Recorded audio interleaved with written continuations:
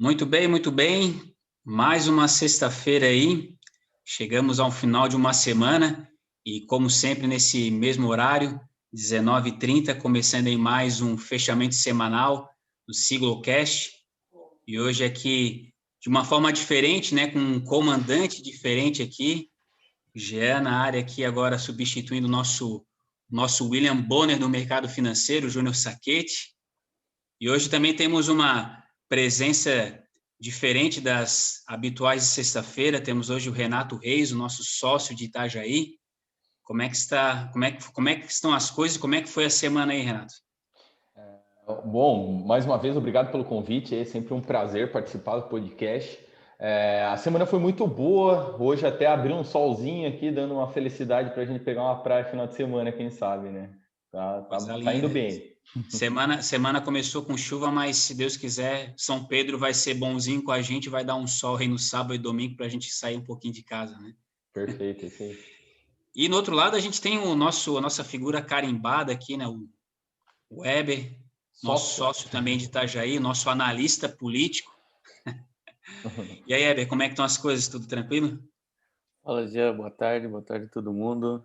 Estamos aí encerrando a semana, mais uma semana boa, e apesar da bolsa não ter subido essa semana, mas ainda tá bom, né? Nós estamos no patamar mais elevado que já estivemos, já tá ótimo. Não dá para reclamar, né? Não dá De para maneira reclamar dessa alguma, de semana, maneira né? alguma. Depois de Nada. seis pregões aí consecutivos batendo recorde, poxa, acho que a gente tem que terminar a semana com um sorriso aberto, né? E Perfeito. falando em bolsa, falando em cotações, antes de a gente começar aqui os nossos participantes falarem aqui, trazer um resumo de como foi a semana, né? Vamos trazer aqui pelo menos o fechamento aqui do Ibovespa, o fechamento do dólar. Ibovespa, então, fechou a semana aí com uma queda de 1,03%, iniciamos aí os 130.776 pontos e terminamos nos 129.441. No mês, a gente está com uma alta de 2,56%. Já o dólar na semana terminou com uma alta de 1,78%. E no mês, uma queda de 1,91%.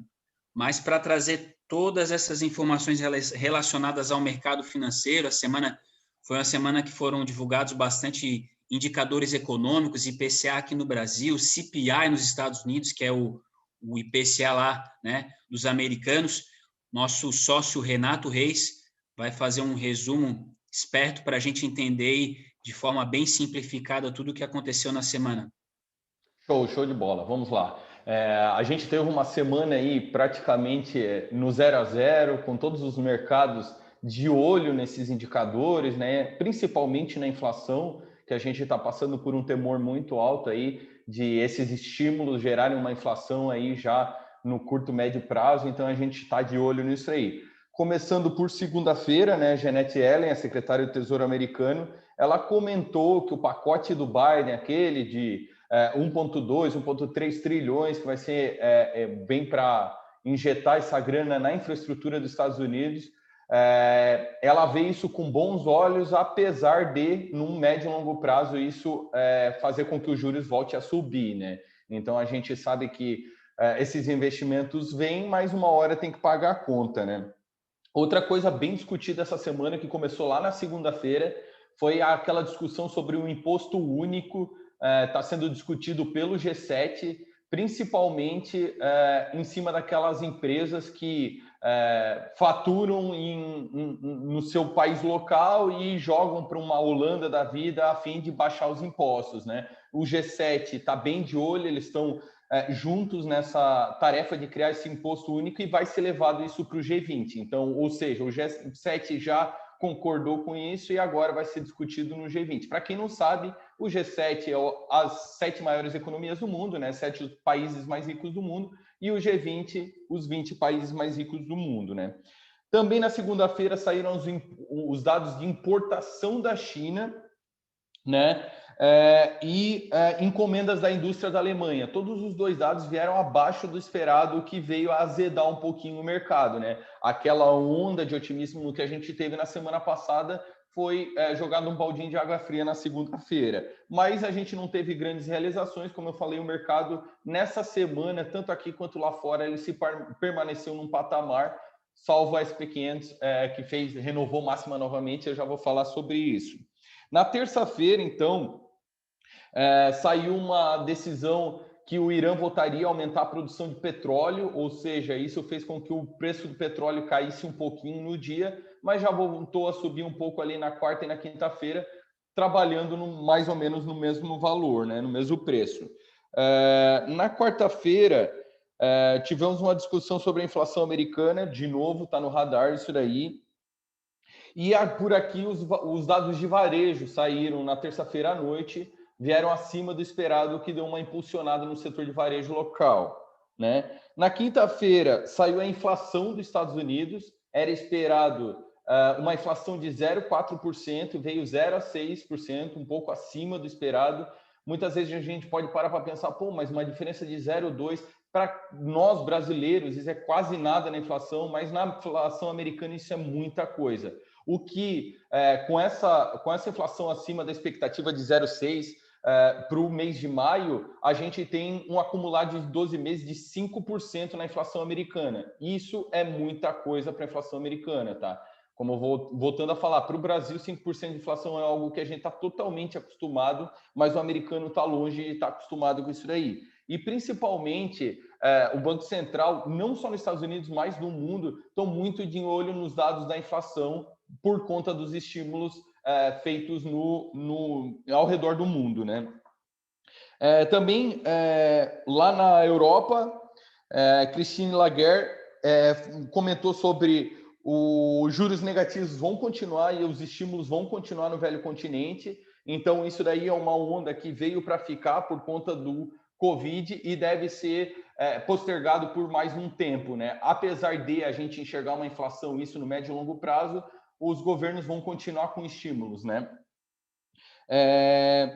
Na sexta-feira, hoje, no caso, ontem, a SP500 fez uma nova máxima no mercado, né? Então, a SP500 vem fazendo máxima atrás de máxima. E nos Estados Unidos também um grupo bipartidário se reuniu para votar aquele pacote de incentivo de infraestrutura do Biden de 1,2 tri. Esse grupo bipartidário, né, entre republicanos e democratas, desculpa, me fugiu um pouquinho, quase que eu falo de progressistas aqui, entre republicanos e democratas, fizeram esse acordo para tentar passar de uma vez por todas esse acordo. Só estão aguardando o retorno do Biden, que está na Europa, né? Ele teve na reunião do G7, voltando, eles querem apresentar e votar esse pacote. Uma curiosidadezinha aí para fugir um pouco, né?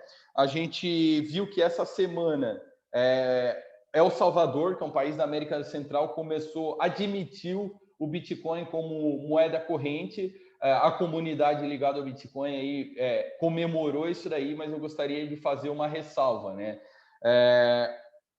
O El Salvador, 70% da população de 6,5 milhões de pessoas, que é um pouco menor que Santa Catarina, não tem acesso ao mercado financeiro tradicional, né? Então, assim, o que acontece? Existem alguns críticos que estão indo contra a comunidade, né, de criptoativos, falando que é um país que admitiu o Bitcoin e hoje eles têm duas moedas correntes que eles não têm controle em nenhuma das duas, porque uma é o dólar e outra é o Bitcoin. Então, assim, muitas vezes é comemorado algo nesse sentido, mas não entende o que se passa por trás. Quem já teve a oportunidade de ir para a América Central sabe como os países lá têm problemas com altas inflação, né, e realmente problemas econômicos internos. Vamos ver como vai desenrolar isso daí para frente, mas nem tudo são flores, nem tudo são motivos de comemoração, né? Outra curiosidade sobre o Bitcoin, existe uma empresa, Whale Alert, que ela monitora grandes movimentações desse mercado. E essa semana teve uma grande movimentação de 162 milhões de reais, aproximadamente 32 milhões de dólares em Bitcoin que estavam parados há 9 anos. Essa empresa, ela identificou isso como alguém que fez uma posição de Bitcoin lá atrás, estava meio que parado, ficou parado essa conta por 9 anos e essa pessoa resgatou esses Bitcoins agora. Ou seja, alguém colocou um bom lucro no bolso aí, né? Resumidamente, é isso que a gente teve. Preocupação grande mesmo é com inflação, mas os estímulos devem continuar e as taxas de juros tendem a zero em volta do globo e devem continuar isso por um tempo ainda. Excelente, Renato. Essa curiosidade aí que você trouxe do Bitcoin realmente é interessante. Eu estava até lendo essa matéria e essa pessoa ela adquiriu esse Bitcoin, são 900 Bitcoins, né? E ele adquiriu por 13,50 dólares. Ele teve uma valorização de apenas 265.000% no período. Exatamente. Né? Então, assim, na época não passava de 12 mil dólares e ele vendeu tudo isso aí por 32 milhões, né, de dólares. Então, realmente o cara deve estar bem, bem contente, né? E sobre essa questão aí que você falou, Renato, de inflação, né? Acho que todos os participantes de mercados, investidores, analistas, enfim, estavam aguardando aí com uma certa expectativa a divulgação do CPI lá dos Estados Unidos, porque o mercado há uns 2 ou 3 meses já vem testando essa resistência do Fed sobre essa manutenção dessas políticas fiscais, né, de injetar dinheiro na economia, de recomprar os títulos públicos. E engraçado que o CPI ele veio bem acima da expectativa, né? Apesar de ser 0,2, mas se a gente colocar isso em percentuais, é um percentual importante aí de diferença. E mesmo assim o mercado reagiu de forma positiva, acreditando que de fato o posicionamento do Fed em relação à questão de ser um repique, uma alta transitória, né? A gente vê inclusive os próprios títulos, né? Os títulos do Tesouro Americano com vencimento em 10 anos que geralmente eles dão esses sinais em relação à inflação, eles caíram, né, depois dessa divulgação. Então, foi um movimento que, de certa forma, para mim, foi inesperado. Eu imaginava que com essa alta da inflação acima da expectativa, o mercado ia dar meio que uma panicada, a gente ia ver alguma correção no S&P, no Dow Jones, e aqui na Bolsa também não seria diferente, mas veio de forma contrária, né, para nós aqui. A gente nem sentiu esse movimento, bem dizer, né? Porque foi ontem, a Bolsa ontem fechou positivo, né? Perfeito. Então, vamos esperar e aguardar as cenas dos próximos capítulos. Não sei se tens algum comentário adicional para fazer, Renato, sobre isso. Eu acredito que assim, né? A diferença entre o remédio e o veneno é a dosagem, né? E a gente sabe que a gente está passando por um momento que o governo não tem o que fazer, tem que trazer a taxa de juros e tem que ter incentivo. Perfeito. Agora, o que me traz uma preocupação a mais a gente conhece como que a classe política, tanto dentro do país como lá fora, não muda muito. A gente acha que, né, todo político lá fora não tem corrupção, não tem interesses próprios, assim, mas não foge muito. Então, o que acontece? Um político, quando ele começa a dar estímulos, né, para a população e aumenta a popularidade dele, como que ele vai parar de dar estímulos? Então, eu queria só que as pessoas refletissem sobre isso, porque realmente a decisão está na mão do governo e quando que ele vai, como posso dizer, como que ele vai parar e ter um surto de consciência e falar, opa, não podemos mais fazer isso porque senão vai gerar inflação lá na frente. Se isso está gerando, né, popularidade para ele. Então, é só esse comentário que eu queria fazer, o que a gente precisa realmente ficar de olho e ver se essa inflação vai ser pontual ou se ela veio para ficar, né, Jean? Sim, e falando em inflação, né, semana que vem a gente tem reunião do Copom, né, na quarta-feira começa, né? A super quarta-feira, inclusive, né, porque lá fora também. Exatamente, então a gente teve a divulgação de IPCA aqui no Brasil também, que veio acima da expectativa, bem acima da expectativa, na verdade, né? Então já dando sinais aí de que a gente pode ter uma alta importante da Selic aí na próxima semana.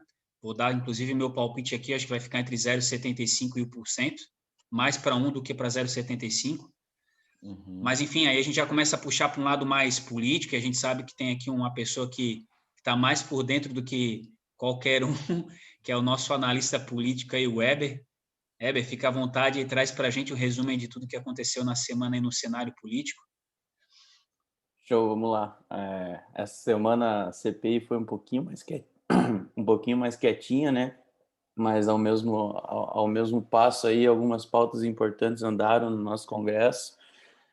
Tivemos algumas movimentações interessantes. Aí vamos começar Primeiro, por um assunto que a gente vem tratando desde o final do ano passado, inclusive, que é o programa que até o Bolsonaro queria fazer um programa de renda básica, depois ia incorporar o Bolsa Família, a extensão do auxílio emergencial. Parece que agora eles estão tomando uma forma para esse programa, é, com a expectativa de que ele comece em novembro através de uma remodelada no Bolsa Família, né? Isso vai gerar... É, a ideia é manter o auxílio, na verdade. Isso começa essa semana com o Paulo Guedes e a equipe econômica falando em estender o auxílio emergencial por 2 meses. Parece que já é algo que não vai voltar mais, isso vai acontecer. A expectativa de mais um crédito extraordinário é algo em torno de 10 ou 20 bilhões para custear essas 2 novas parcelas aí. E a ideia é manter o auxílio até que seja possível operacionalizar os pagamentos do novo Bolsa Família, que pode levar mais ou menos, em média, 90 dias a sua criação. Então, esse novo programa, esse novo Bolsa Família vai ser editado por uma medida provisória. A expectativa é entre julho e agosto, para que a partir de novembro ela comece a ser pago e aí combine com o fim da extensão do auxílio emergencial e para a gente tocar. E a partir do ano que vem, os programas de auxílio do governo aí vão ser mais em torno do novo Bolsa Família, né? Então, essa semana ficou desenhado mais ou menos isso e a gente acredita que vai se manter alguma coisa assim. Claro que o Congresso vai dar a mexidinha deles, provavelmente, né? Principalmente no novo Bolsa Família, que nunca vai agradar aos gregos e aos troianos, mas a gente sabe que a gente tem essa consciência que todo mundo quer que isso aconteça e vai ser algo que não vai encontrar tanta resistência, né? Vamos para o próximo assunto, Eletrobras. Então, o governo veio essa semana defender aí a proposta de capitalização da Petrobras, que foi bastante alterada pela Câmara, né? Agora está no Senado. Então, mesmo com essas alterações, o governo continua defendendo o texto, né? Os senadores ficaram um pouco receosos aí com que essas medidas, que esse projeto em si, a privatização da Eletrobras, gerasse um aumento de tarifas, porque dentro desse processo, até nessa modificação que houve na Câmara, houveram algumas exigências de instalações de usinas térmicas e venda de alguns gasodutos. Isso poderia, inclusive, aumentar a tarifa se o projeto passasse dessa maneira, né? Então, essa semana, o governo veio defender a matéria. O Ministério da Minas e Energia rebateu essa versão de que as tarifas podem aumentar e rebateu dizendo que as tarifas podem ser reduzidas em 6,34%. Aí a projeção do Ministério de Minas e Energia, caso essa proposta venha passar aí no Senado e venha para a sanção do presidente, né? Então, o relator da matéria no Senado, Marcos Rogério, ele disse que está esperando o parecer finalizado do Ministério aí para então tocar essa matéria, que deve ser votada aí na semana que vem. Então, semana que vem a gente deve ter uma conclusão da Eletrobras aí, vamos ficar de olho. Agora, começando, vamos passar pelas reformas. A reforma administrativa, a comissão especial foi instalada, né? Essa comissão ela vai ter 40 sessões para aprovar um parecer, ou seja, para emitir um relatório completo e um projeto completo. Fernando Monteiro foi eleito presidente da comissão especial da reforma administrativa e o Arthur Maia é o relator aí. Inclusive, o deputado Arthur Maia disse que será preciso colocar o dedo na ferida e defender a discussão sobre a inclusão de magistrados e membros do Ministério Público nas novas regras. Então, essa reforma administrativa aí está querendo abranger um pouco mais, que a princípio ia ficar o judiciário de fora aí, mas para não virar uma briga a favor de funcionalismo ou contra funcionalismo, eles estão querendo abranger mais um pouco esse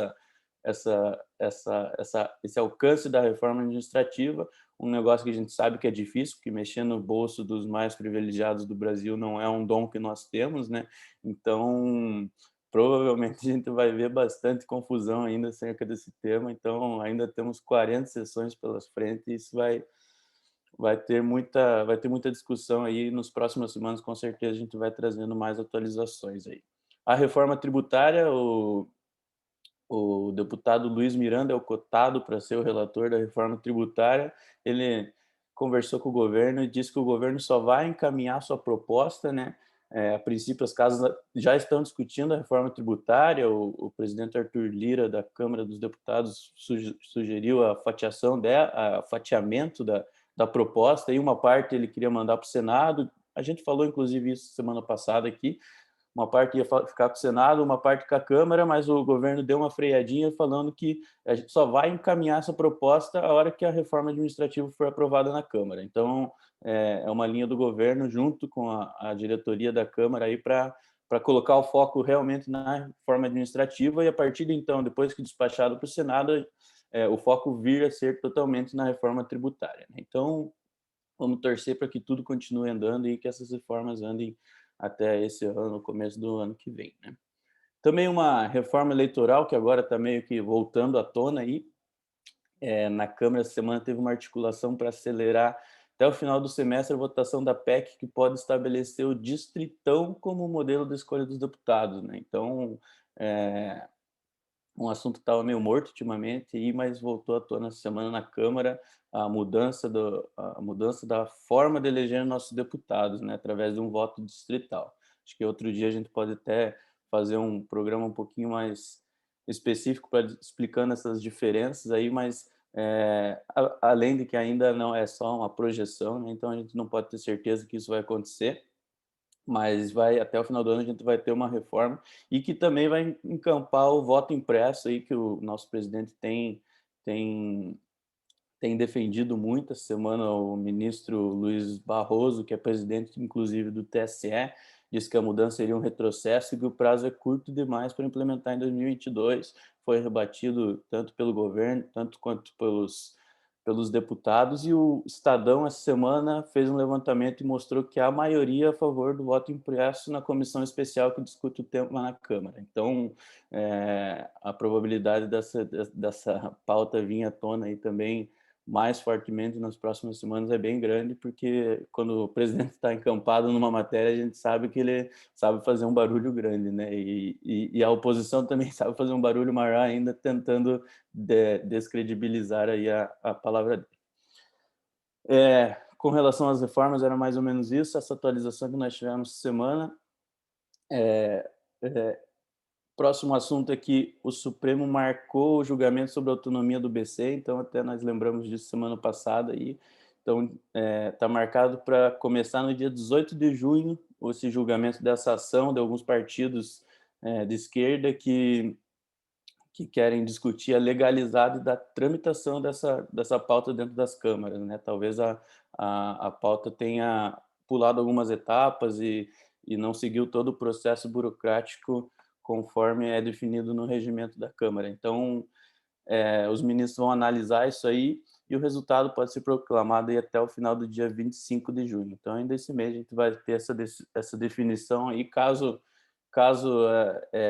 essa autonomia seja retirada, a gente acredita que o Congresso deva se mobilizar aí para tentar aprovar isso de uma outra forma, uma forma mais correta, ou para que a gente não fique sem essa grande conquista que a gente teve esse ano, para a gente não perder ela mais uma vez no tapetão aí, né? Então, vamos ficar de olho nisso aí também. Então, semana que vem começa então esse julgamento, e na outra semana a gente vai ter uma resposta por parte do STF.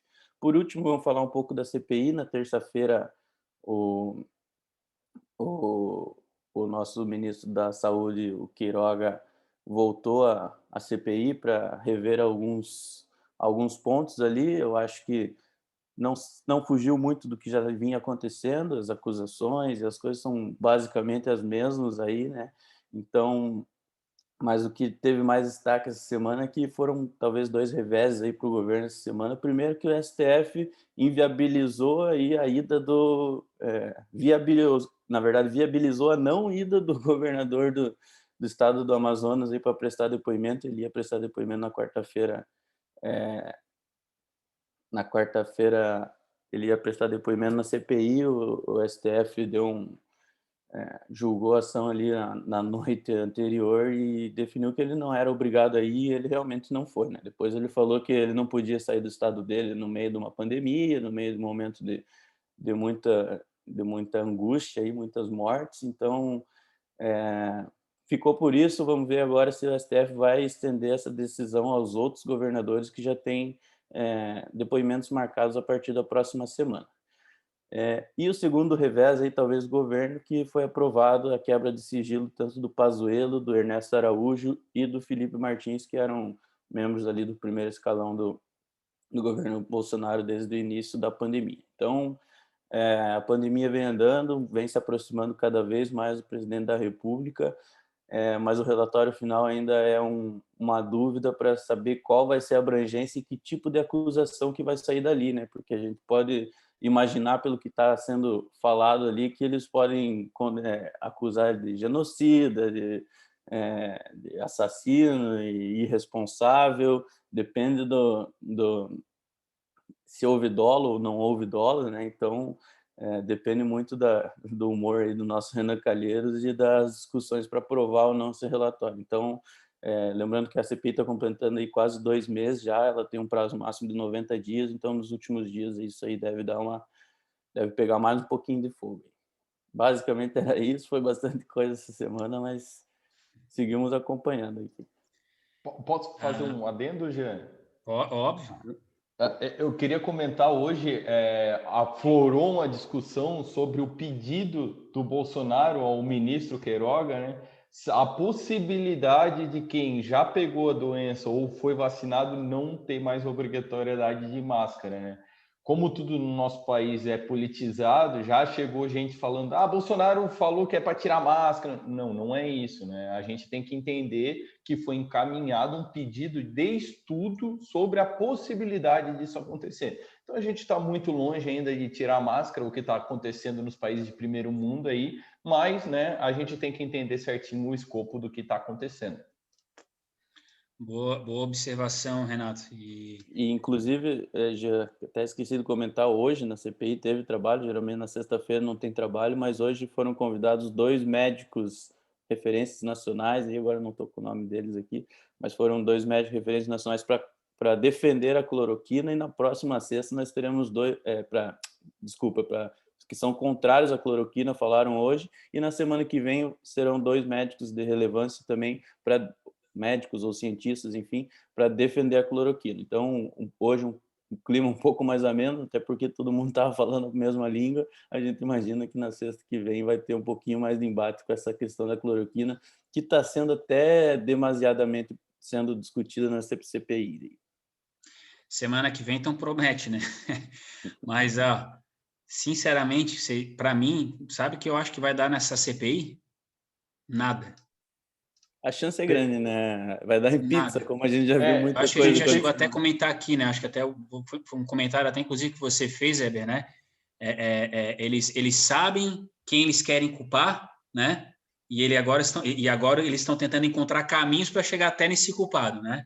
Então, sinceramente, eu acho que justamente foi um movimento para tentar de alguma forma desestabilizar o executivo, né? Não estou querendo dizer aqui que eles não tenham as suas razões, tem muita coisa ali, eu acho que teve falha do governo, sim, mas eu sinceramente acho que eles deveriam aproveitar esse momento, né, de pandemia, esse momento de comoção nacional, para tentar fazer algo para melhorar a condição do brasileiro, né? Tá, encontrar o culpado é importante, se teve alguma omissão, ok, mas parar tudo para fazer isso, aí eu, sinceramente, aí a gente vê que realmente o viés é totalmente político, né? Não tem pensamento.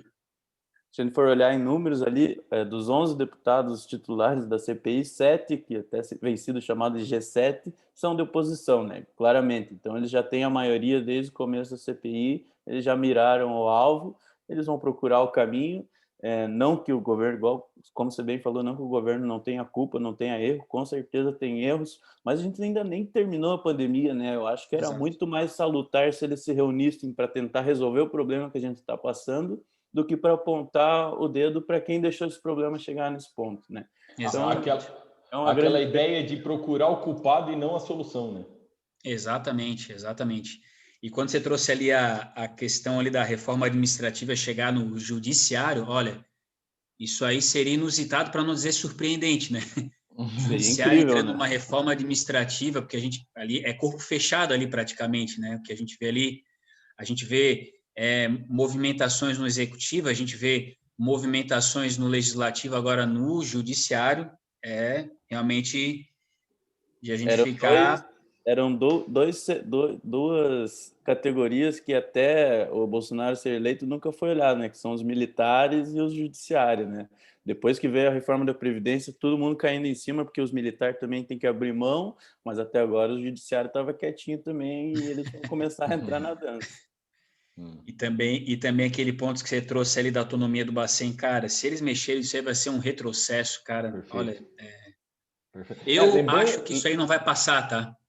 Eu Não, acho. lembrando que assim, o que aconteceu? A oposição não gostou disso daí, como eles não gostam há 30 anos, né? Tanto que nunca foi para votação. Mas a oposição, tudo que é feito para avanço, né, que eles vêm com uma melhoria, eles vão querer, obviamente, desconstruir, né, isso aí. É Perfeito, normal. mas daí Eu não não estou nem falando que é colou. esquerda ou direita, é a oposição, né? Perfeito, mas daí não colou essa história de tipo, Banco Central independente é ruim para o país. Daí eles foram por outra via, que é o quê? A tramitação não foi correta, tem que ser feita de novo. Então, assim, não é mais discutido se é bom ou ruim a independência do Banco Central. O Ponto. mesmo esquema É da Lava importante. Jato, né? O mesmo esquema da Lava É, Jato, né? É bem perfeito. parecido, né? Usaram Vai o mesmo. descredibilizar o caminho até lá, né, Jean? Exatamente. Exatamente, Então, exatamente. então, assim, a gente espera que o governo consiga fazer uma força-tarefa para manter isso daí, que, como você falou, se voltar atrás, isso sim é um retrocesso. Né? E se a Exatamente. gente não conhecesse o Brasil, até olhando de fora, até ia pensar, pô, mas se tramitou errado nas casas, a gente tem que cancelar e fazer de novo, né? Mas imagina quantas matérias já não passaram com tramitação errada, ninguém nunca olhou, mas agora a hora que pega um calinho ali, eles dão um jeito de achar uma desculpa e fazem aquele caminho reverso, de primeiro achar o culpado para depois descobrir por quê. É. Coisas que a gente vê com uma certa recorrência, né? Mas, enfim, bom, estamos chegando aí no final do nosso programa e, como sempre, no final do programa a gente faz aquele nosso tradicional bolão, né? Nosso chutômetro da Bolsa, do Ibovespa. Eu não tenho aqui os números da semana passada, mas eu sei que o Weber ficou... Tu tens aí, Weber? Tem o Everton estou 132.200, o Júnior foi em 127.000 e eu estou 130. O Júnior anda pessimista pra caramba, hein? Que ele continua então, né? Não tá dando certo. E o Weber só tem esses números porque ele passou perto, hein? Senão ele não tinha. É Daqui a verdade, pouco é eu abri o verdade. vídeo para ver quem que tinha, qual que foi o chute do pessoal. Eu já aproveitei para anotar, sabia que o Júnior não ia estar aqui. Mas tu bateu na trave, né? Pô, foi por muito pouco. 129.440, é isso que tu botou? É isso aí. Eu pus 130, né? 130. Ah, tá, não, desculpa, 129.440 foi como fechou hoje, né? Tu botou Isso. 130, né? 129, Bateu ali São na... 441,03. 556 pontos de diferença. Passou perto, hein? Passou perto. Lambeu a trave essa. Mas vamos lá, próxima semana, gente. O que esperar do nosso Ibovespa? Vamos começar aqui pelo Renato. O que você acha Bora aí, como lá. vai fechar o Ibovespa semana que vem, Renato? Cara, eu não sou um cara que tem que flerta com o pessimismo, mas muito pelo contrário, eu sou um cara otimista de natureza, mas eu acredito que a gente está muito esticado e eu acredito que vai vir uma realizaçãozinha de leve aí, não vai ser muita coisa. Então vou chutar nos 128.500 aí. Beleza, 128. Tá bem fundamentado, hein? Vamos lá. Heber, qual é o palpite aí para a semana que vem? Eu já joguei o 0-0 semana passada, mas agora eu vou reassumir minha posição de otimista e vou jogar um pouquinho mais para cima, 131.500, tá ótimo. 131.500. Eu chutei menor, mas eu tô torcendo pro Weber acertar, só para deixar bem registrado. Eu também sou sempre otimista, tá? E não tenho nenhum fundamento, assim como o Renato trouxe aqui para a gente, mas eu acho que a Bolsa ela vai continuar com essa tendência de alta aí devido a todos esses indicadores aí que a gente tem recebido aí, né, das grandes economias. Então, meu palpite para a semana que vem é 131,700. Vou anotar aqui. Estamos pertinho. E o Weber pertinho aí. Vamos ver quem que vai chegar mais perto, então. Uma coisa é fato, né, Jean? A gente está vendo, principalmente essa semana, uma acumulação gigante. A gente quase não andou nem para frente nem para trás. E uma hora vai pegar uma tendência de novo, seja para baixo ou para cima. Então a gente sabe que quando, graficamente falando, né, quando acumula por muito tempo, a tendência é que dê uma conversão ou para cima ou para baixo. Então vamos ver os próximos capítulos semana que vem para ver quem que vai acertar esse bolão aí. Vamos lá. A disputa pela garrafa de vinho final do ano tá acirrada, hein? Mas é isso, meus amigos. Então, fechando aqui mais um programa. Agradecer a presença aí do Renato Reis, do Weber Bobek. Esperamos aí semana que vem para mais um programa. Então, desejar aí já um bom final de semana para vocês e agradecer mais uma vez a presença, né? Renato, Weber. Valeu. Obrigado pelo convite aí. Estou sempre à disposição do time. Valeu todo mundo. Um bom fim de semana para todo mundo e vamos que vamos para mais uma semana que vem que seja tão boa quanto essa. É isso aí. É isso aí, gente. Um abraço a todos aí e até mais. Valeu. Um abraço. Aí.